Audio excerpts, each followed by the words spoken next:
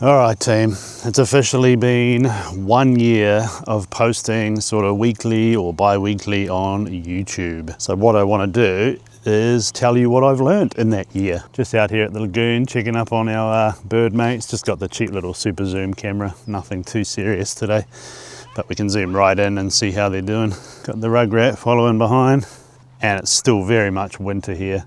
We haven't seen much sun, so we're out with a little bit of sun popping through, just for a bit of a look around and stretch the legs. Well, I don't think I'll get any good photos with this old camera, but if I do, I'll put them up. So I guess the first thing that I've learned, which is something that I set out to achieve anyway, is how much impact you can have on somebody else's journey or on their life just by teaching them stuff, you know, like whether it's camera knowledge or, you know, photography business stuff or wherever they're at in their journey, whether it's not even in photography, it could be in any genre, but just passing on that knowledge and that positivity and that drive to other people. It's amazing how many lives you can affect with words or teachings or whatever it might be. I'll encourage everybody, if you're not even on the YouTube journey, just in general, to have that front and center, you know, passing it forward, paying it forward, teaching others, spreading good vibes, spreading positivity, spreading ambition, spreading all the things that it takes to sort of do anything or achieve anything. So that's probably the first thing I've noticed. It's just how much you can really help people just by making a few videos and sharing a bit of knowledge and sharing your life experience, because we all have a different journey in life. That's definitely probably the main thing that I've learned over this last year. Run, run, run, run, run, run, run, run, run, run, run, run, run. Faster, faster. The boots are slowing you down. Oh, you're gone, he's gone. Hard to catch these birds, especially on this old camera. All right, so the second thing, and this is more on the content front, and as you'll notice over the last year, my content has got a bit more polished, and I guess I've put a bit more effort into making the content, and that is because of that first thing I mentioned. I know it's helping people. The more I can make it better and more informative and clearer and nicer, the more people I can help through it. So if you are gonna take on this YouTube journey, what I would recommend is just set a goal as to what you want to achieve with your videos and in what time frame, and don't fixate on the numbers. Make your goal about other things like helping people.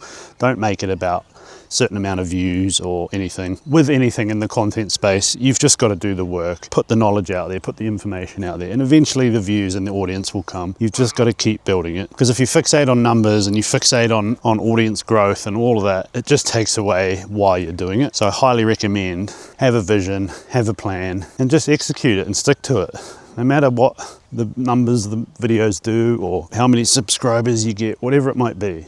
Consistency is key. Just keep putting it out and keep enjoying the process. Here's the bridge that we just came to walk over, but it's underwater. Can't get across there, bud. Look, it's all underwater. Oh well. So next thing on the list of learnings after a year would be criticism. Reality is everybody does stuff differently. And if you're putting out knowledge or trying to teach people stuff or help people, whatever it might be, whatever type of content you're making, you're always going to get criticism. And part of being a content creator is being able to deal with that criticism and not letting it eat you up inside. Because at the end of the day, haters are going to hate. People love to throw out negativity online, and you've got to sort of change your way of thinking into using that negativity as fuel, you know, instead of letting it actually affect your creative process or sort of your ambition to put out more content. So if you do start making content, whatever genre it might be, don't let the criticism that you might come across get to you. You just move on to the next bit of content and just keep banging it out and think about all the positivity you're bringing and the people you're helping, rather than the negative energy that might come back at you. So here's our shag mates up in the tree. I mean, I should just record on the actual camera, but it's just a real old crappy one. We get a few more up there now. They're slowly starting to come in. Breeding season, pretty cool. All right, next little thing is consistency, which I kind of chatted on before, but you know, it's like I said, set a goal. My goal was always, okay, let's put out a video a week for a year. Or, you know, might miss a week here and there, but some videos will get thousands of views and comments and all that, and some will get absolutely none, like I talked about earlier. it's just part of the process that you've got to deal with. You can't let it deter your ambition and your drive to keep making content. So just stay consistent. Like I said, make a plan, execute on that plan, and over that period of time, just try and make your content that little bit better every time. As long as you're doing that, you're heading in the right direction. And you know, this is coming from someone who's only just starting on this journey. So I'm just passing on what I've learned. Here we go, there's a shag out there. See the shag on the branch, buddy? So when it comes to your content, just remember why you're doing it. You know, my goal is to help other people. I noticed pretty quick that you can make gear related videos on YouTube and they all go great. But getting sucked into that sort of rabbit hole and that niche, like many photographers do when they start on YouTube, you know, like I said, my goal was to help others grow in the photography business. It's not about gear. And you see those things straight away. You see the videos that do really well on YouTube and you get lured in by those views. So naturally you go, oh, well, make more of those videos then. But if that's not your goal and that's not the type of content you want to make, you've got to keep it authentic. You've got to remember why you're doing it and why you enjoy doing it and what your goals are. And you can't get lured in by these different potential genres of video that will do better on the platform.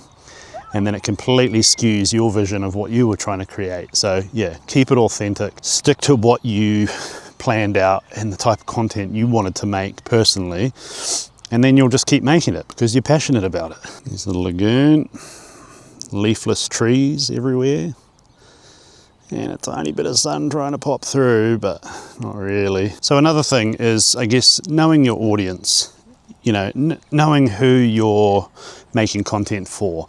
I've got audiences on other platforms, but they're in different genres. They're not in the photography genre. So I don't utilize that audience to try and push my photography stuff because I know that that's not what they're going to be interested in. So don't be afraid, even if you have an audience on a different platform, to start from scratch and rebuild that audience of like-minded people that are actually looking for the content you're making, because you're better off having a small number of dedicated audience members that love what you do than having tons of thousands of people who aren't actually interested in the content you're making. So don't be afraid to just start from zero. And like I said, consistency. Just keep making the content, keep putting it out. That's it, faster. Up, up, up.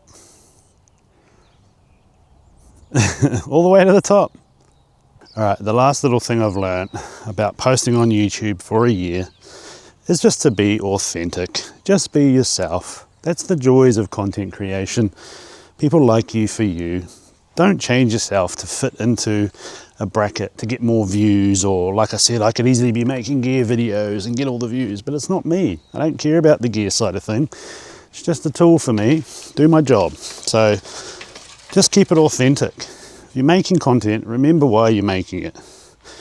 And just keep being yourself and make the content you want to make and that you want to put out. Don't let others or other platforms dictate what you create, because that's the whole point of it. That's the creative freedom. So yeah, those are a few things that I've learned from YouTube after posting for 1 year. So I hope this helps, and thanks again for sticking with me for a year. I really appreciate it. I hope you've learned something about this wonderful thing we call photography over the last year, and you can implement some of those learnings into your career or your hobby or whatever photography is for you. I hope I've helped in some way, because that's the ultimate goal. So yeah, thanks for watching.